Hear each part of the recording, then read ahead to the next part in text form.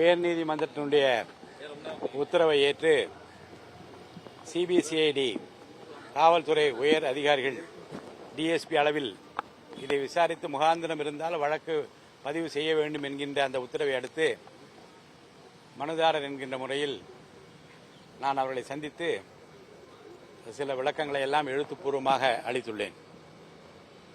இதில் பொதுமக்களுக்கும் இயக்கத் தோழர்களுக்கும்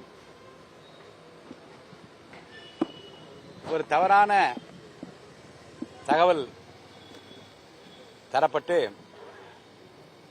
ஒருங்கிணைப்பாளராக இருக்கிற மாசு மறுவற்ற அண்ணன் ஓ பன்னீர்செல்வம் அவர்கள் அவர்களை சார்ந்தவர்கள் உரிமையில்லாத இடத்திலே உள்ளே புகுந்து அங்கே இருக்கிற பொருட்களை எல்லாம் சூறையாடியதாக ஊடகங்களிலே அப்போது எல்லாம் செய்திகள் எல்லாம் வெளிவந்தது. நாம் போற்றி வணங்க வேண்டிய இருபெரும் தலைவர்கள் உருவாக்கிய அந்த தலைமைக் கழகத்துக்குள்ளே 11/7/2022 முன்னால் 2 நாளைக்கு முன்பிலிருந்தே என்ன நடந்தது, 11 ஜூலை ஒருங்கிணைப்பாளர் அண்ணன் அவர்கள் அவரோடு நாங்களெல்லாம் வந்தபோது அவ்வை சண்முகம் சாலையிலே என்ன நடந்தது, ராயப்பேட்டை முழுவதும் என்ன நடந்தது என்பதை பற்றியெல்லாம் உங்களை காட்டிலும் என்னை காட்டிலும் காவல்துறையிடம் எல்லா ஆதாரங்களும் இருக்கிறது. எல்லா சிசிடிவி பதிவுகளையும் 2 நாட்களாக அனைத்து இல்லங்களிலிருந்து எடுத்து அவர்கள் வைத்திருக்கிறார்கள். நான் விரும்புவது தவறான பொய்யான உண்மைக்கு புறம்பான தகவல்கள் பரப்பப்பட்டு அண்ணன் ஓபிஎஸ் அவர்களை சார்ந்திருக்கின்றவர்கள் தான் தவறு செய்தார்கள், தலைமை கழகத்தை தாக்கினார்கள் என்கின்ற அந்த செய்திகள் ஊடகங்களிலே வந்தபோது நாங்கள் எல்லாம் அதிர்ந்து போய்விட்டோம். இன்னமும் உண்மை நிலைநாட்டப்படவில்லை என்கின்ற அந்த வருத்தம் எங்களுக்கு நிரம்ப இருக்கிறது. யார் தவறு செய்திருந்தாலும் அவர் நடவடிக்கை எடுக்க வேண்டும். எங்கள் மீது தவறு இருந்தால் நடவடிக்கை எடுப்பதில் எந்த ஆட்சேபனையும் நாங்கள் எப்போதும் தெரிவித்ததில்லை. சட்டத்திற்கு கட்டுப்பட்டுதான் அலுவலகத்தை மூடப்போகிறோம் என்று சொன்னவுடனே அதை ஏற்றுக்கொண்டு உரிமை இருந்தாலும் கூட சட்டத்திற்கு புறம்பாக நடக்கக்கூடாது என்று அண்ணன் ஓபிஎஸ் அவர்கள் சொல்லிய பிறகு அனைவரும் கலைந்து சென்றோம்.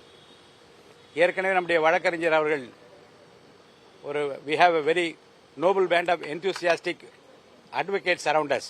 அவர்களெல்லாம் இதை ஆராய்ந்து பார்த்து இந்த புகாரின் மீது முகாந்திரம் இருக்கிறது, காவல்துறை ஏன் பதிவு செய்யவில்லை என்கின்ற அந்த வினாவை எழுப்பித்தான் வழக்கு தொடுக்கப்பட்டது.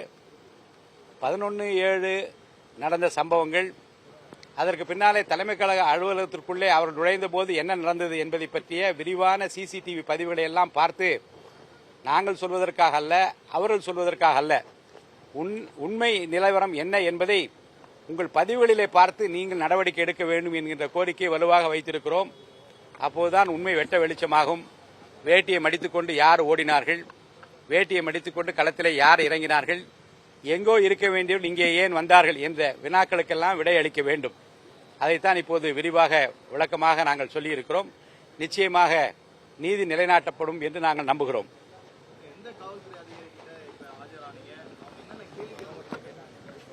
மாவட்ட துணை கண்காணிப்பாளர் சிபிசிஐடி அவர்கள் முன்பாக ஆஜராகி எங்கள் கருத்துக்களை எல்லாம் எழுத்துப்பூர்வமாக தெரிவித்திருக்கிறோம். மேற்கொண்ட ஆவணங்களையும் கொடுக்க இருக்கிறோம். அவர்கள் தகுந்த பார்த்துவிட்டு முகாந்திரம் இருப்பின் நிச்சயமாக நடவடிக்கை எடுப்பதாக சொல்லியிருக்கிறார்கள்.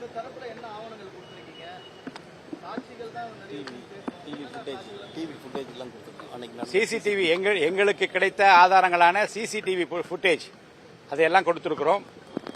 அவர்களும் வைத்திருக்கிறார்கள். உங்களிடமே நிறைய இருக்கிறது, அதையும் நீங்கள் போட்டு பார்க்க வேண்டும் என்ற கோரிக்கையை வைத்திருக்கிறோம். தேவைப்பட்டால் மீண்டும் அழைப்போம் என்று சொல்லியிருக்கிறார்கள்.